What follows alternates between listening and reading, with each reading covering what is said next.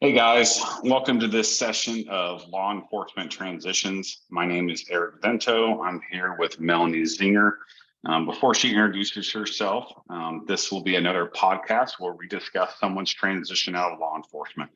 What worked well for them, what didn't work well, and ultimately it enables them to provide their own perspective on their story and give advice to the next generation of people who find themselves in similar positions of coming out of maybe their dream job, out of maybe 40 years of retirement, or someone who had something happen to them and they're coming out sooner than they expected.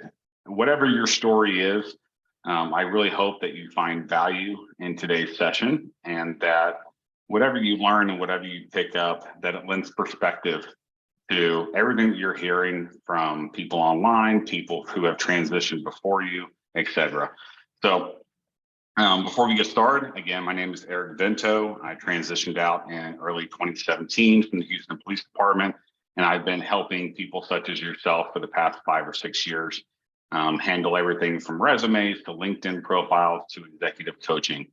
Ultimately, we learn best from others, and that really helps us prepare for the next phase because every single person's story is different. So without further ado, I'd love to pass it over to Melanie. Melanie, thank you so much for joining us today.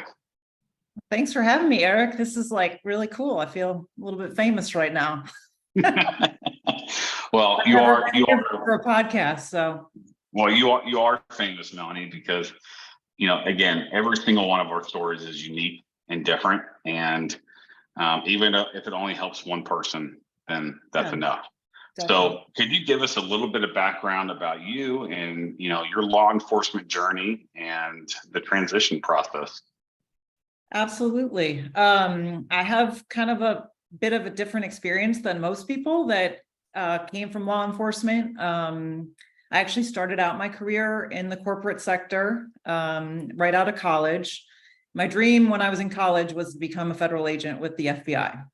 So I did what most people in that position would do. They apply, and I got rejected saying, you need some experience or a master's degree of some sort. So I thought, all right, I'm going to go get myself some experience. And I started doing background investigations for DOD. That led to kind of some leadership positions with adjudications, focusing mainly in personnel security. And then I was fortunate enough to get into kind of training and design with government contractors. I worked at Booz Allen and Northrop Grumman for a bit of time, doing instructional systems design, which was really cool. It was kind of at the forefront before technology was really emerging and everything was virtual, but it was starting to go that way. And it exposed me to a lot, but I realized I don't think I want to sit behind a desk for the rest of my life. And if I do, I'm not really sure this is it. And so I was very passionate about kind of human anatomy, movement. And so I actually went back to school and became a massage therapist and personal trainer for a bit of time. I was living in DC and did the government sector work up there, moved to Atlanta for a brief period of time, went to massage school here, did that for a little over a year. And I was kind of at an inflection point personally. A relationship was ending and I was like, I need to be able to find something where I can support myself. And unfortunately, that really wasn't it with the jobs that I was getting in the personal training massage therapy world. So I thought, you know what, I'm going to pursue this law enforcement thing again. And, I have some more experience under my belt now. But I was unusual in that I was 31 at the time when I started kind of looking back into what do I want to do when I grow up. And I did apply to the federal sector as well as some local government agencies. And I was starting a new relationship in my life, and I did get a federal offer, and then I got an offer with a local agency, and I had moved back to Northern Virginia at this time. And at 32 years old, 31 maybe, I thought, I don't know that I want to not know where I'm going to live in 6 months and constantly be moving around. And if I was 22, this would have been amazing, and I would have jumped on it. But I said, okay, I think I want to go for some stability. And so that's the route I went. And, but in the back of my mind, I thought this is going to be my career for the next 25 years. This is it. I, finally know what I want to do when I grow up. And, I worked for a small department in Northern Virginia and got a lot of opportunities to do some really cool things.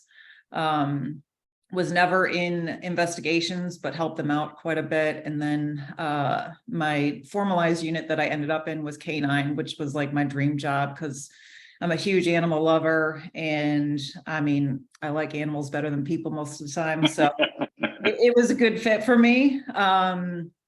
And I loved that part of the job, but it was a bit of a toxic environment. And I just thought, I was about 10 years in and I was like, I don't know mentally if I can do this for the next 15 years just to try to get this pension and have that stability. So I thought, maybe I could go back to the corporate world and kind of use some of my experience here. And so it was about 9 years or so in that I started looking. And I had a resume at the time, but it wasn't that great. But I really didn't reach out to anyone professionally for help. I don't even remember, honestly, if I had a LinkedIn profile. If I did, it wasn't, there wasn't much to it. So I kind of built that up a bit. Just did some Google searches on, I didn't even know what to look for, honestly, like job titles. Because I didn't know anyone that had made that transition. A lot of us were kind of talking about it and we're like, what the hell are we going to do if we, so the phrase corporate security was being thrown around some. And I thought, what the heck is this? And started looking into it. And I thought, I feel like I could do 95% of this based on my experience, just kind of varied throughout my career. But I wasn't getting anywhere in terms of interviews. I finally got lucky and did get one interview, a lead to Amazon actually, and went through a few interviews with them and was fortunate enough to get an offer, but the salary wasn't much more than I was making where I was at. And I thought, I don't know that I want to leave the stability of where I'm at right now for something that could be kind of volatile and, not know if I'm going to have a job in 6 months. So I kind of said thanks, but no thanks. But other than that, I really had no leads with anything and just was getting very, very frustrated. And, you and I were talking before this interview started, and you said you had been watching videos on how to transition. And I don't know if I wasn't searching the right things, but I just wasn't really finding a lot of resources out there. And so I thought, maybe this isn't it. Maybe I need to just stay where I'm at. I've got a job. I'm pretty confident that I'm going to have a job. But just mentally, I was not doing well. And I was finally at a point where I was fortunate. I had like Sundays and Mondays off. So I did have somewhat of a normal schedule. But it just still felt like I was missing things for holidays and family time. And so I was very fortunate that I had a connection. So I work at Salesforce right now, and I had a connection on a personal level where someone introduced me to someone that was kind of a leadership over a corporate security program here at Salesforce. And she said, would you just be willing to have a conversation with her? And he said, absolutely, because he had made the transition from the federal sector. So it was great just to kind of bounce some ideas off of him. He looked at my resume, gave me a couple of comments just to tweak it a little bit. And he said, I'll be honest with you, I don't really have anything right now, but I might down the road. But it would likely be in Atlanta, Georgia. And I was in the DC area at the time. And he said, would you be willing to relocate? And I said, yeah, at this point, I'm like, what do I have to lose? So sure enough, it was probably a little over 6 months, and he called me up and said, hey, we have this position. Do you want to move forward and kind of go through the application and interview process? And I said, 100%. So Once I went down that path, it still took a little bit of time. I thought the government world moved slow, but the private sector can move just as slow, if not slower. There was even a snafu with the recruiter, and I got like a auto-generated email once I submitted the application, said we're not moving forward. But thank God I had this connection, and I was able to reach out to him and just be like, am I out of the process? He's like, what? So he said that basically they hit the wrong button by mistake, and it just shows you, like, don't give up, if that happens. How often does that happen? I know it's kind of scary, unless you really have a connection on the inside, you never know. So anyway, that's kind of how I ended up where I'm at now. I have been there since, I guess 2019. So a little under 4 years now. And it's been a great experience. I mean, I didn't think it would be as difficult as it was, just because I had worked in the corporate sector before, but there was a lot of time and space between that. And this was a very different type of role and different sector altogether. I was working for, a huge tech company, and it was like learning a whole new language. So Absolutely. It was a transition. Yeah, I love these podcasts just because, again, everyone has such different experiences. And, as much as we think that our own stories are super unique, which they are, and no one will ever understand, which I don't agree with necessarily, listening to your story and listening to your own experience, and I just hear so many similarities between, what your experience was and what I hear from every single other person, myself included, who has gone through the job search process. How many times have we got that auto rejection email like 30 seconds after you apply? Yeah. How many times have we been unable to get any kind of answer without knowing someone there? Do we even know how to find connections? Do we even know how to leverage our networks and our relationships on LinkedIn, wherever they may be, to find those answers? You mentioned going through a couple of loops with Amazon when you were kind of starting out in the corporate security world. Even though you had been in the corporate sector before, what were those interviews like? Do you remember like some of the emotions and some of the things that you experienced when you were going through that process? Yeah, they were very anxiety ridden. I do remember that. I'm trying to remember when I first started out my career and landed in the jobs that I was in early on in corporate.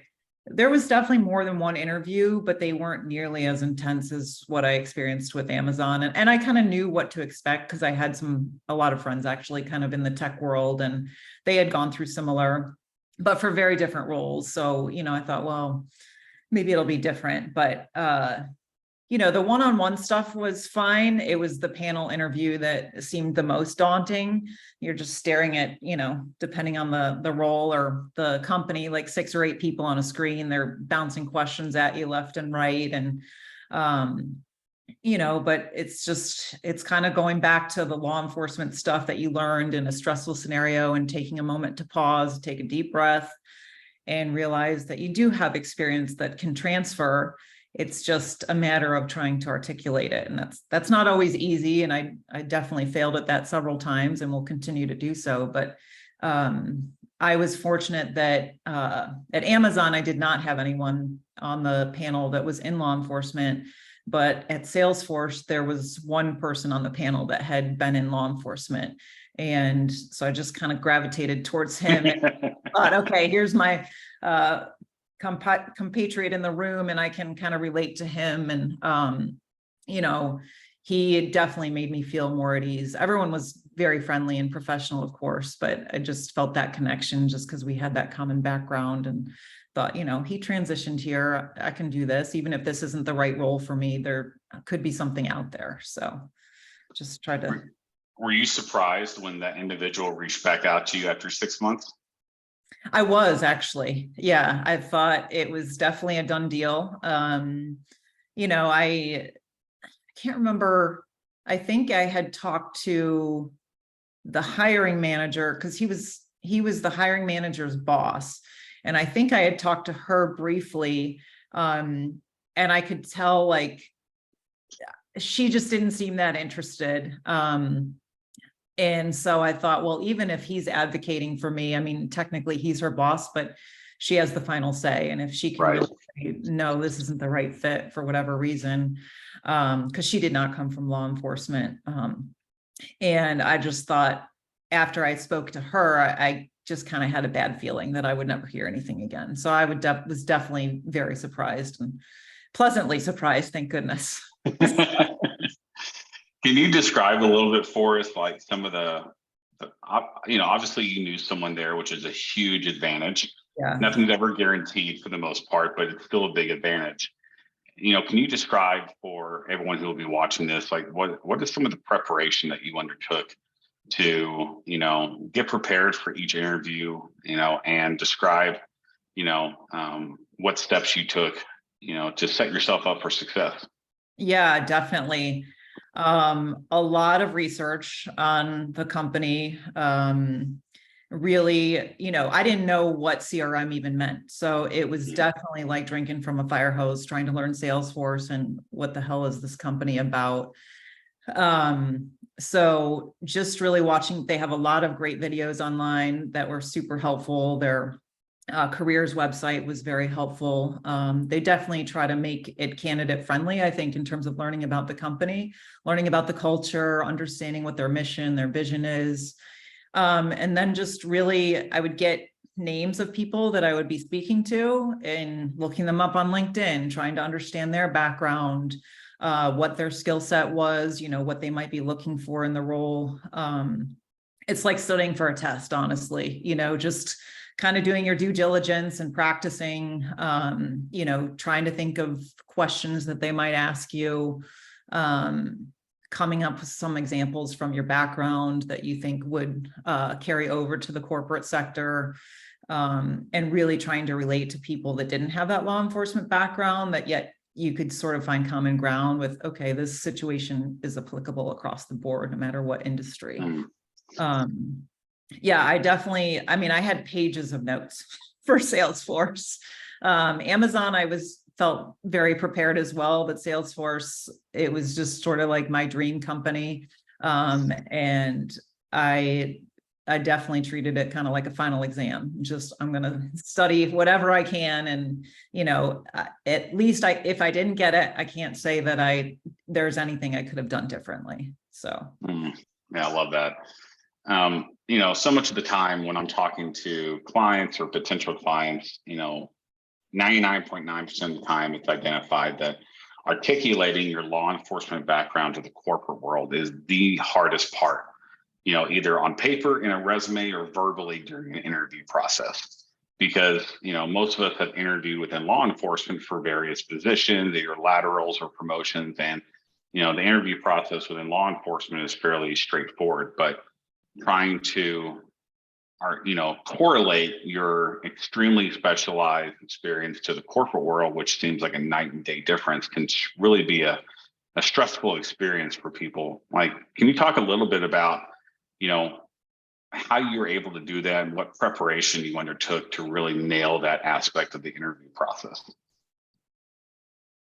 Yeah, I think any job for the most part is really being able to relate to people and solve problems, so that's applicable across no matter what you're talking about in law enforcement. It could be responding to someone that was suicidal. It could be responding to someone high on drugs, a burglary, assault. But at the end of the day, you're trying to solve a problem, and corporations are trying to do the same thing. So, you can't prepare for every question by any means, but I think I tried to have kind of like 6 scenarios that I thought, okay, you look up interview questions online, they Right. might create, every corporation is going to have their own kind of unique style with their interviews, but hopefully most of those questions you can kind of relate to one of those scenarios that you've thought through in your head and kind of practiced. There's a couple that I was like, God, I don't have an answer for that. And But kind of going back to that pause and giving yourself some time to kind of go through your Rolodex of scenarios in your mind, and, you know, not feeling like you have to rush through anything. And like I said, I was fortunate that everyone was extremely nice, very professional. If I needed some time to think about something, and say, you know, can I have a second to kind of think about that? And so for the most part, I think just kind of trying to prepare ahead of time with some scenarios, but realizing that you may not have the answer to everything. There's going to be things in the corporate world that you've never really dealt with before, but hopefully you can still kind of work around that with, okay, well, in this situation, when I was responding to this call, that kind of could relate to what they're trying to get at here. So, Yeah, I it's love not that perfect, example. but Yeah, I love that example just because we're not robots, yeah, you know, and when you're in that interview setting, I don't care who you are, you're nervous, yeah, you know, and those questions are coming at you and you're like, I have to respond really quickly. I have to have something on the go. And that's not true. You know, the ultimate purpose of a lot of these interviews, you know, having been a hiring manager on multiple occasions, is just to see how people process out loud. You yeah, know, they want to see, okay, you know, how would they approach this particular problem? You know, we want to see how people, you know, think out loud and problem solve on the fly. And, you know, we want to, you know, we look at how they articulate things and, you know, their interpersonal dynamics and their approaches to people issues, et cetera. And, you know, it is perfectly okay to say, yeah, that's a really good question. Can I have a few seconds to think about my response? You know, speaking from my perspective as a hiring manager, I would much rather someone take that time and come up with a well-reasoned response, or at least a well thought out response, rather than just rush into it and try to give me whatever they think it is I want to hear. yeah, You know, and I think that's where so many of us just fall into that trap of, well, I have to have something ready to go. When in reality, you know, quality over quantity. yeah. And sometimes even like follow-up questions can kind of trigger something about a previous question. And you can say, hey, do you mind if we go back to that for a second? It just reminded me of this, and can kind of help your response with other questions as the interview goes on. And I've found that, like, as like you said, you're always very nervous, but usually as time goes on and you're kind of feeling more comfortable, your brain starts to relax, your body starts to relax, things start to come to you that weren't necessarily there in the beginning. So Absolutely. You know, when you started at Salesforce, you said you've been there a little over 4 years. Can you describe, I guess, in the first 6 months or so of your employment there, can you describe some of the things that were going well, and then some of the things that potentially surprised you about the law enforcement transition into the corporate world? it, like I said earlier, it was definitely like learning a whole new language. I felt like I was a kindergartner in a graduate class. And I thought, you know, that imposter syndrome was creeping in. Like, what have I done? I don't know if I'm going to be able to survive. I mean, the people were great. They were supportive, and everyone said, look, it's going to take 6 months till you feel like you kind of have the hang of it. And that's if you came from a similar industry. So it was just trying to constantly remind myself that, hey, you've been in scenarios before that were brand new. I kind of treated it like the academy and field training, and just trying to absorb everything I possibly could, observe the culture. I really was proactive in setting up one-on-one interviews with people, not only within kind of my small team, but within our larger organization. At the time, it was pre-COVID, so most people were in the office, and just trying to talk to people that were in other sectors within the organization as well, and kind of learn about, learn more about Salesforce itself. What is it that we're trying to achieve here? And what is important to my leadership? You know, really, I can't succeed if I don't know what their priorities are. So, coming from the law enforcement world, where there's such a chain of command, there was still, and still is, that in the corporate world. But I had to kind of break down my own anxiety about going to skip levels and things like that, and just saying, you know, I'm trying to learn here. This is what I'm thinking. Am I on the right track? You know, is this how you think I can be successful? And really trying to kind of advocate and put myself out there, which was very uncomfortable and still is, but I've realized that it's kind of the recipe for success, at least for me. Like, just, you know, I might fail 10 times, but I'm not going to learn if I don't put myself out there.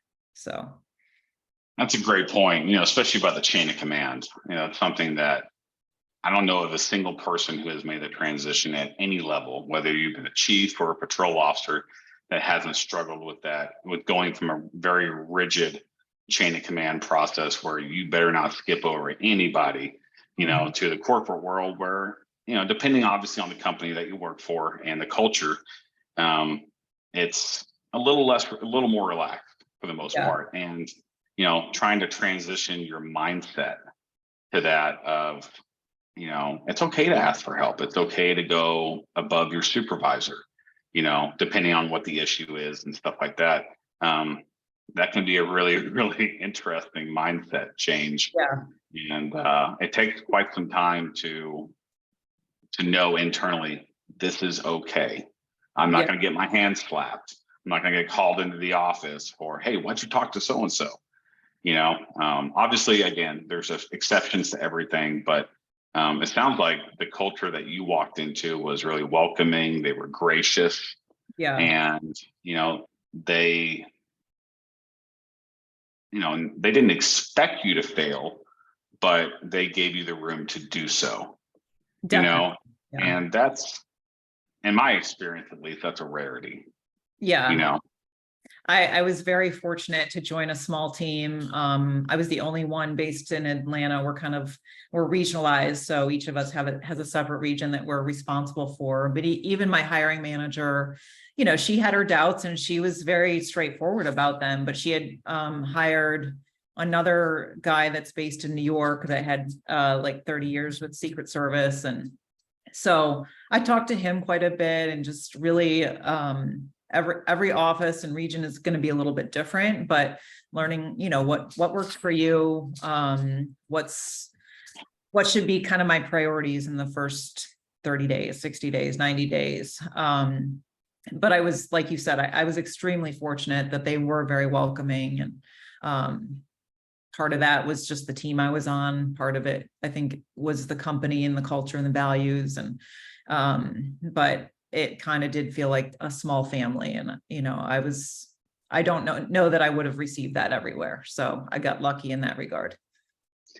absolutely. You know, I've been a part of, you know, family like atmospheres before, and I've also been a part of very toxic atmospheres. And, you know, the work-life balance and mental health, you know, that we all experience, regardless of the job that we're in, are so important to not only how we view the job, but, you know, how long we stay.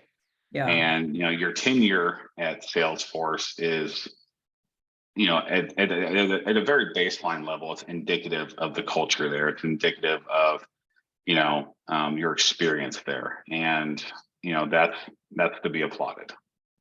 Yeah, you know, when I started there, I want to say we had about 35,000 employees, and we grew to 80,000 too quickly, like most companies in the tech industry, and a lot of layoffs happened this year. So we more than doubled in size in a very short amount of time. But one thing that I think has remained relatively consistent is kind of that core culture, the values. It's definitely shifted a little bit this year. I think just like the industry with the economy and everything, more that performance culture. But I think the team I'm on definitely kind of tries to stay true to that. So I'm lucky. I love that. I mean, I love that. I mean, I'm so grateful, and I feel so blessed that when people tell me that, because, you know, I tell people all the time, at least I get asked all the time, you know, what's the number one thing you look for in a job? And hands down, it's the person I report to. Yeah. You know, that's the relationship that matters the most. It doesn't matter how much I get paid, what the culture is like. You know, if my relationship with my boss is in any way not positive, that's going to affect every other aspect of my work-life balance. 100%. And, I'm really grateful that where I am now, my boss is awesome. And, she allows me to fail, but she's always there at the sounding board as well. And, you know, again, whether you're an individual contributor or you're a manager, having that room to fail is such a force multiplier for growth, but also knowing that it's okay, like it's okay to mess up. It's okay to fail because that's the only way that we grow. Man, it's at least for me, it's such a freeing place to be and a freeing place to work in, Yeah, so I agree. Unfortunately, the hiring manager is no longer there, and she was the best boss I've ever had. She left voluntarily about a year ago now. She had been there for, I think, over 7 years.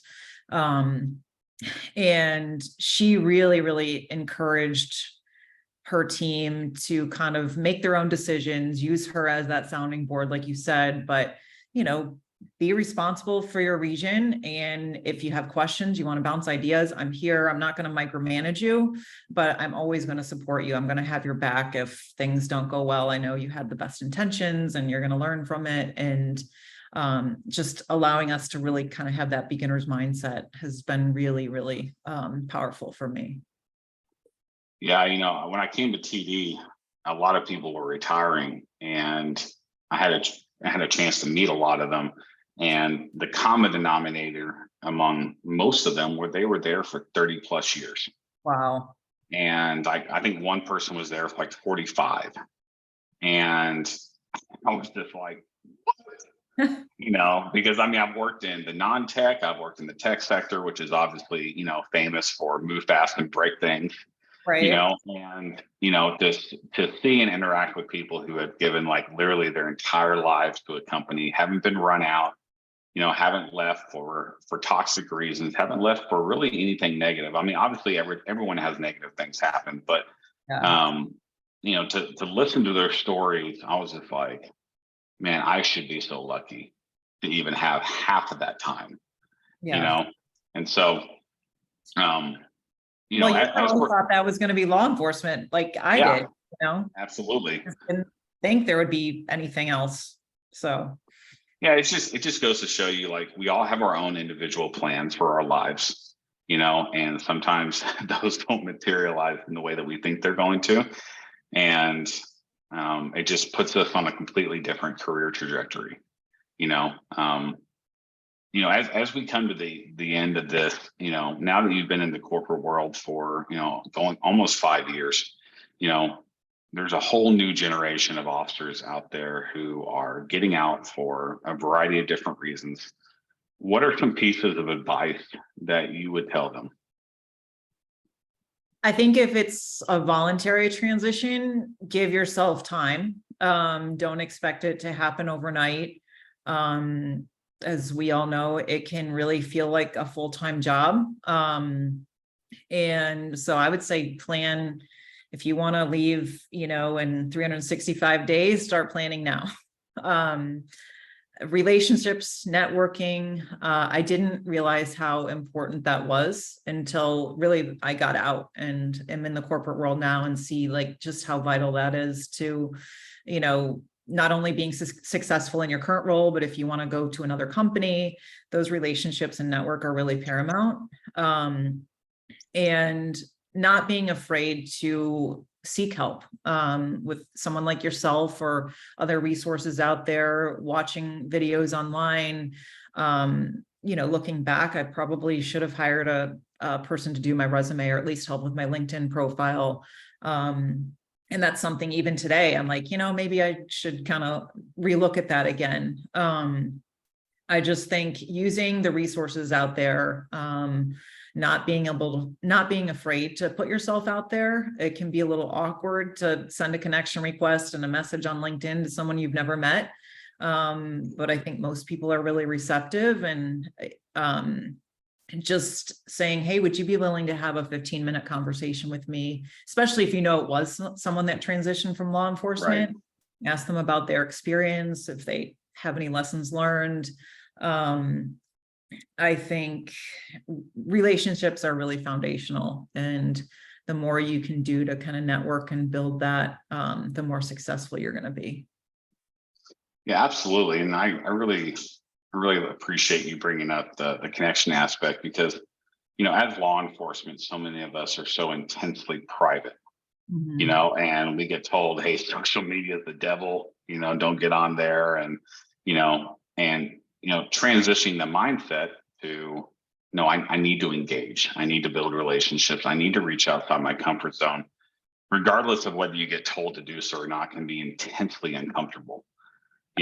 And putting your face on LinkedIn and putting your department or stuff like that. It's you know I've been out of law enforcement for a long time now, so it's not nearly as foreign to me. But I still talk to people who are like, "What do I do? I can't Yeah. just message that person. I don't know them." I'm like, I know, but it's about setting a reasonable expectations.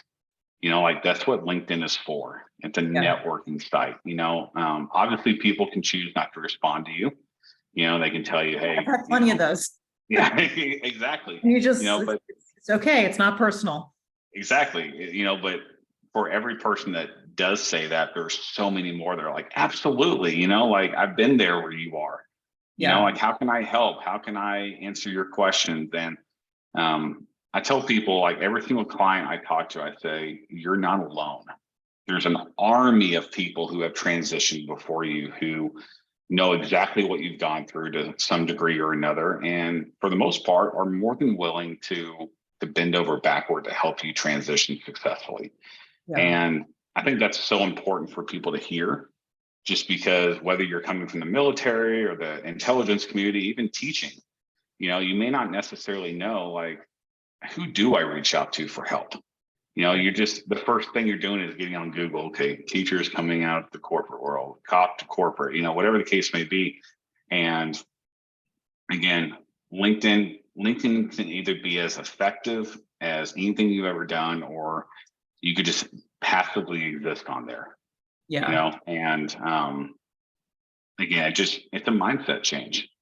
So, is there anything else that you want to pass along to the viewers of this podcast? Any other advice or pearls of wisdom?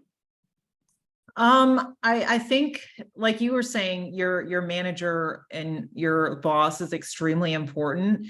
But I think, think about why, again, if it's voluntary, I know it's different. If it's involuntary and you're kind of forced to do whatever you need to do to kind of survive. But if you've got some time, really think about what's important to you, what your values are. Because there's so many different directions you could go with corporate security, that kind of industry. And really, law enforcement, we don't really get a say. You're working for the bureaucracy, you're working for your chain of command. They can kind of preach, we're all in this together in this mission. But I think in the corporate world, there's a little bit more self-selection that you can do and try to find a company that really aligns with your values. That was one thing that was extremely important to me, was to find a place where I felt like I could bring my authentic self to work. I did not have that for 10 years in law enforcement. And that was part of the toll that it took on my mental health. And I thought, I'm in my early 40s at this point. I no longer want to have to walk on eggshells at work. And your private life obviously is still private. You can share whatever you feel comfortable sharing, but it's also important to feel like you don't have to put on a mask every time you're coming to work. And it's just like a weight can be lifted off your shoulders if you find that right company. I've worked for a lot of toxic bosses over my years, both in corporate and law enforcement. So that culture only goes so far, but it's sort of the foundation. And then hopefully you get that manager that really kind of aligns with that as well. I couldn't agree more. And the last thing I'll say before we end is, when you're talking about, the mask, I think what I think about all the time, and you're probably going to laugh at this, is, we watch these commercials on TV all the time for medicine and drugs. Yeah. And we always see those people holding up the signs in front of their face where they're smiling, but behind they're not. And I think about that all the time for people who, whether you're in law enforcement or corporate, it doesn't matter. Like, we all have a mask, you know, and being able to be our true selves in the environment that we spend usually more than 40 hours a week working at, can be such a either massive positive or massive negative on so many different aspects of our life. So really appreciate you mentioning that. And Melanie, I just want to thank you for your transparency and sharing your story with us. I have no doubt that it'll help many people. And again, just thank you for your vulnerability. Oh, thanks for allowing me to be here, Eric. It was a pleasure. Absolutely. Thank you so much and have a great day. All right, you too. Bye. Bye-bye.